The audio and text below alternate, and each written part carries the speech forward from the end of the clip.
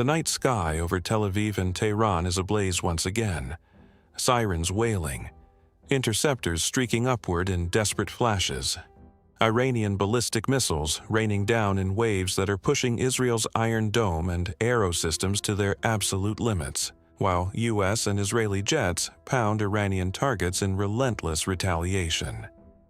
This is the brutal reality of the escalating U.S.-Israel-Iran war, where a decapitation strike that killed Supreme Leader Ayatollah Ali Khamenei has ignited a multi-front conflict with no clear end in sight, and the chilling question hanging over the region is whether this ends in regime change, a prolonged war of attrition, or something far more catastrophic that engulfs the entire Middle East and beyond. The conflict exploded when joint U.S.-Israeli forces launched massive airstrikes targeting Iran's leadership, military command, missile sites, air defenses, and other strategic assets. President Donald Trump announced the start of major combat operations, vowing to dismantle Iran's ballistic missile capabilities, destroy its navy, eliminate nuclear ambitions once and for all, and halt its support for militant groups, objectives he described as the last best chance to neutralize the threat. Israeli Prime Minister Benjamin Netanyahu echoed the resolve, stating the campaign would take some time but not years, rejecting any notion of an endless war, while calling on Iranians to rise up and overthrow a regime that has oppressed them for decades. The opening salvos proved devastating.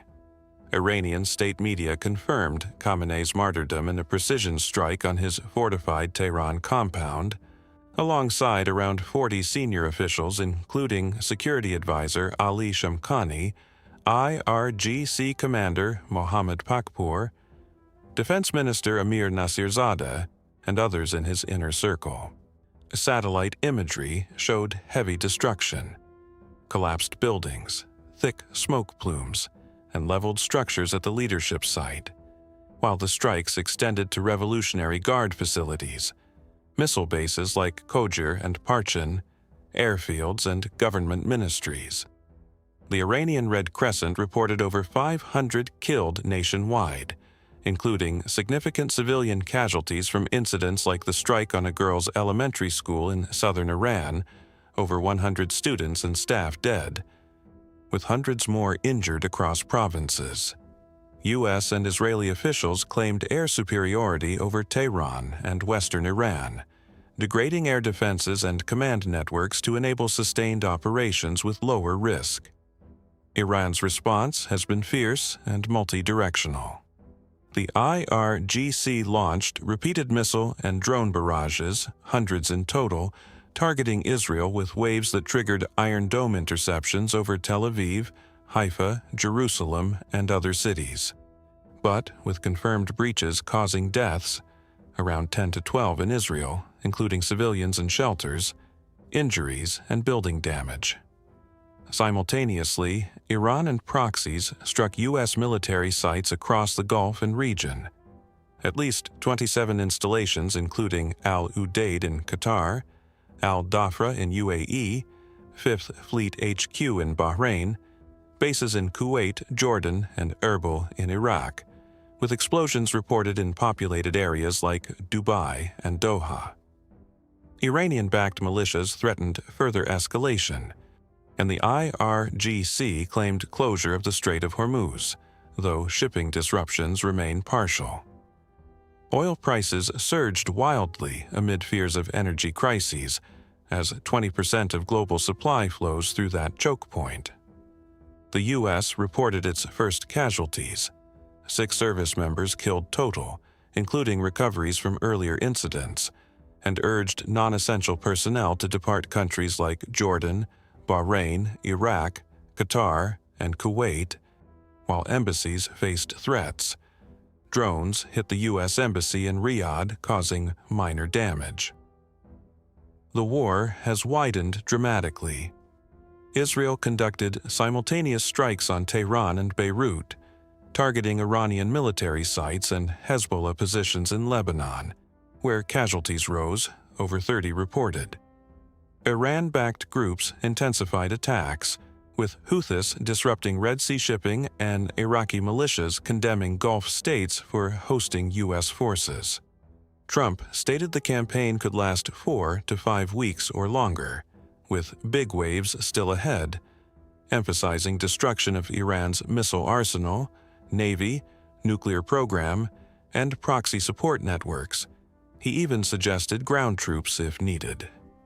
Netanyahu addressed Iranians directly in Farsi, urging millions to take to the streets and finish the job against a regime of fear. Iran's interim leadership.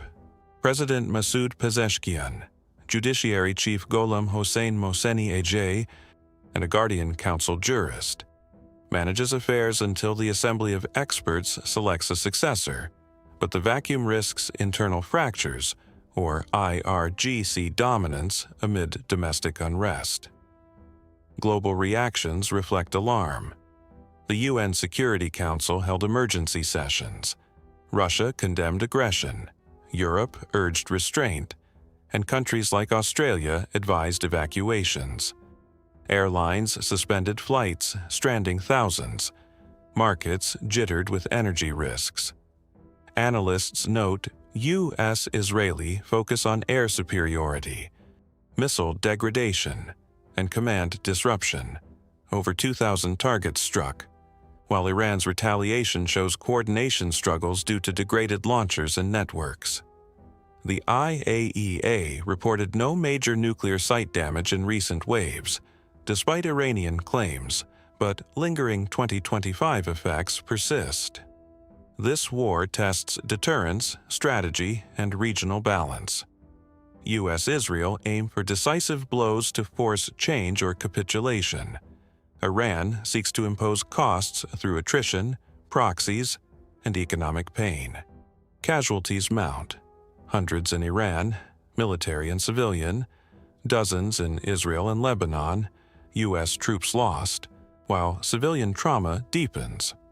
As strikes continue and retaliation persists, the risk of miscalculation, proxy surges, cyber attacks, or oil shocks looms large. The world holds its breath, wondering if diplomacy can intervene or if escalation leads to broader catastrophe. Hey everyone, if this fast-moving crisis, the killing of Khamenei, massive strikes on Iran, Iran's missile barrages, overwhelming defenses, Gulf attacks, oil spikes, and the push toward regime change, has you hooked and you want daily updates, breakdowns on military objectives, proxy risks, economic fallout, or what's next, hit subscribe right now, turn on notifications, and smash that like button to keep these real-time deep dives coming. Your support keeps the channel covering the story as it unfolds.